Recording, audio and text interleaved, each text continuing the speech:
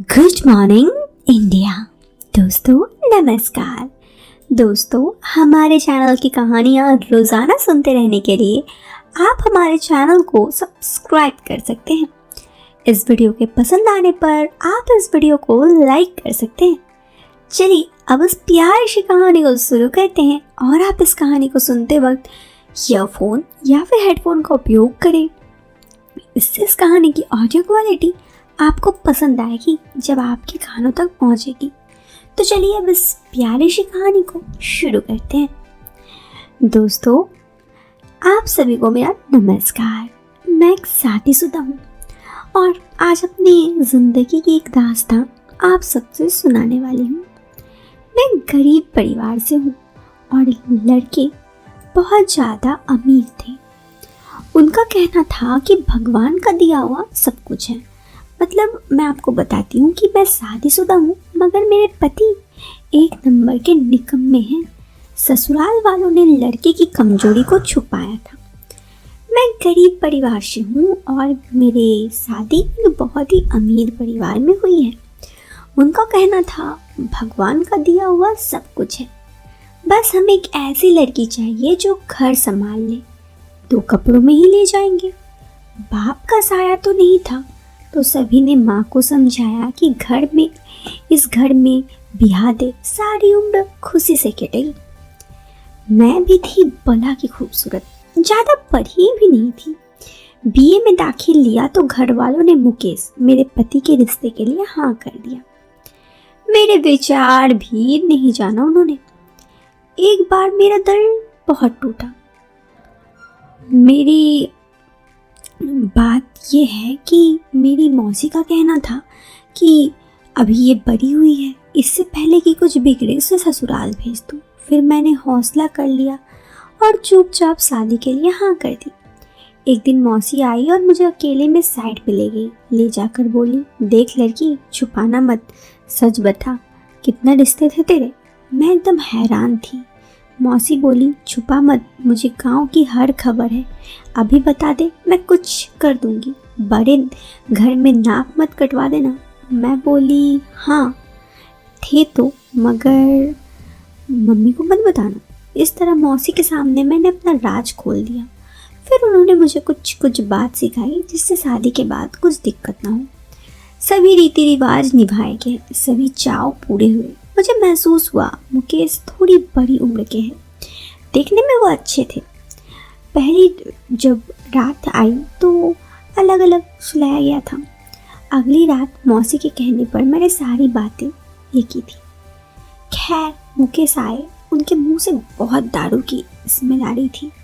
फिर घूंघट उठाए, मुझे देखे और फिर कुछ नहीं, जाकर सो गए। मुझे बहुत बुरा लगा।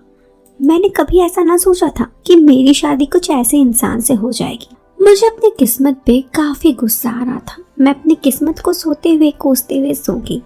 अगले दिन उठी, तैयार होकर बाहर निकली। ननद मेरी उतावली हुई, पूछने लगी। मैंने कुछ जवाब नहीं दिया। पूरे दिन मुकेश इधर उधर आए। अगली रात आए, सोचा कुछ आगे होगा। मुकेश फिर पी के आए और सो गए। मुझे बहुत गुस्सा आने लगा मगर मैं कुछ नहीं बोली। खैर मुझे हमेशा चुप चुप रहने की आदत थी। मैं ज़्यादा किसी से बात भी नहीं करती, मेरी इच्छाएं किसी को नहीं बताती। ऐसे ही दिन बीत गए। बहुत मायूस थी मैं। अगर मायके जाने की बोलती तो सभी कह देते, वहीं से तो आई हो, अब हमारा दिल नहीं लगता, यहीं रुको। 1-2 बार गई इनके साथ और वापस आ जाती। 3 महीने बीत गए थे। मैं कैद होकर रह रही थी। घर में सासू माँ रहती, बस फ़ोन पर टाइम गुजर रहा था। मगन का नंबर भी नहीं था क्योंकि फ़ोन मुझे इन्होंने ला कर दिया था। टाइम पास के लिए टीवी देखा करती। सास हमेशा उसे पता था कि उसका बेटा शराबी है और मैं अभी देखने में खूबसूरत हूँ, इसलिए वो मुझे दायरे में रखती। शादी के बाद हमेशा मैं उनके साथ ही रहती। 4-5 महीना में सासू जी बोलने लगी, पोते की मुँह दिखा दो। तब तक मैं सलीके में रहने लगी। अब सास को लगने लगा कि मैं बहुत ज़रीफ हूँ, ये वैसे नहीं है। थोड़ा यकीन करने लगी मुझ पर। अब वो रिश्तेदार के पास चली जाती मुझे छोड़कर। तभी इन लोगों की सलाह के ऊपर के हिस्से में जो लकड़ी का काम होने वाला था, अब वो काम पूरा करवा लिया जाए। तो सास बोली, हाँ पूरा कर लो, पीछे सीढ़ियाँ चढ़वा दो और ऊपर किराए पर दे दो, इतना बड़ा घर है, ऊपर जाने की ज़रूरत ही नहीं है। मैं सुन रही थी मगर मुझे इन सब में कोई खास ध्यान नहीं था। मैंने कहा, हाँ मैं कुछ दिन गाँव आऊँ, बहुत याद आ रही है घर की। वो बोली, अरे तुम गांव में ही रह रही हो, मेरे यहाँ अकेले दिन नहीं लगता, वैसे भी घर में मिस्त्री लगेंगे, काम बढ़ जाएगा, मुकेश तुझे मिलवा लाएगा। ये सुनकर मैं चुप हो गई। कुछ दिन बाद घर में मिस्त्री आ गए। उनमें से एक देखने में बहुत खूबसूरत थी, उससे मेरी नज़रें टकराई तो टकरा ही गई। वैसे तो मैं उनके पास नहीं जाती, दूर से ही उनको देखती, बहुत ज़्यादा देखती और ख्याल करती। वो भी जब मुझे देखते तो बिना नजरें हटाए नहीं देखते। उनका नाम गुलाब चंद्र। घर की बात होती थी कश्मीरी में, बहुत ज़बरदस्त कारीगर थे, बहुत होनहार है उनका हाथ। गुलाब भी मेरा दीवाना हो गया था, मगर हम अभी भी करीब नहीं आए थे। जब वो काम करने लगता तो मैं बस उसे देखते रहती। 2-4 दिन बाद दूसरी जगह की काम भी ले लिया तो मेरे पति से कहा, यहाँ मैं अकेले संभाल लूँगा, बाकी लोग दूसरी साइड पे भेज देंगे। एक दिन मेरी सास की बीपी लो हो गई तो उनकी तबीयत खराब हो गई। ये खबर सुन वो परेशान थी, इसलिए सास सुबह से बिस्तर पर ही थी। जब मिस्त्री आया तो उनके लिए चाय मैं ही ले गई। उस दिन पहली बार गुलाब के पास गई, वो मुझे निहारता रहा। कांपती आवाज़ में मैं होश में आते हुए बोली, जी चाय। गुलाब, रख दीजिए, ले लूँगा। मैं उस दिन काली साड़ी पहनी थी, चाय रखते हुए उसे देख रही थी। गुलाब भी मुझे देख रहा था।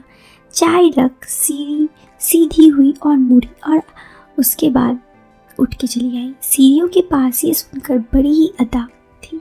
गुलाब का हाथ मैं बस देख रही थी। आकर मैं सास के पास बैठ गई और बीपी चेक किया, अभी भी लो थी। उनको उल्टी होने लगी। मैंने मुकेश को फ़ोन किया, जल्दी आओ, माँ जी की तबीयत सही नहीं है, उनको बार बार उल्टी हो रही है। वो बोली, मैं कैसे किसी को भेजता हूँ, मैं तो बहुत दूर हूँ, पिताजी बाहर थे, इन्होंने लड़का सुनील भेज दिया शोरूम से। उन्होंने सास जी को उठाया और साथ में गुलाब भी ले गए। सबने मिलकर सहारा देकर गाड़ी में बैठाया। मैं भी बैठने लगी तो सास बोली, बहू तुम रहने दो, यहाँ ले लो, घर खाली थोड़े ना छोड़ सकते हैं। मैंने दरवाज़ा बंद कर दिया। गुलाब भी ऊपर जाने लगा। उसने मुझे देखा तो मुस्कुरा दिया, मैंने भी मुस्कुरा दिया। डर दोनों के से गायब था। वो इंतज़ार जो मैं कब से कर रही थी, आज वो इंतज़ार पूरा होने वाला था। और फिर कैसे पूरा हुआ ये तो आपके सोच में है। आपकी सोच इस कहानी को यहाँ ख़त्म करती है। फिलहाल के लिए आप इस वीडियो को एक लाइक कर दीजिए। चैनल पे पहली बार आए हैं तो सब्सक्राइब जरूर कीजिए। हम मिलते हैं फिर एक नए वीडियो में एक नए और इंटरेस्टिंग टॉपिक के साथ। तब तक के लिए bye bye, take care, bye.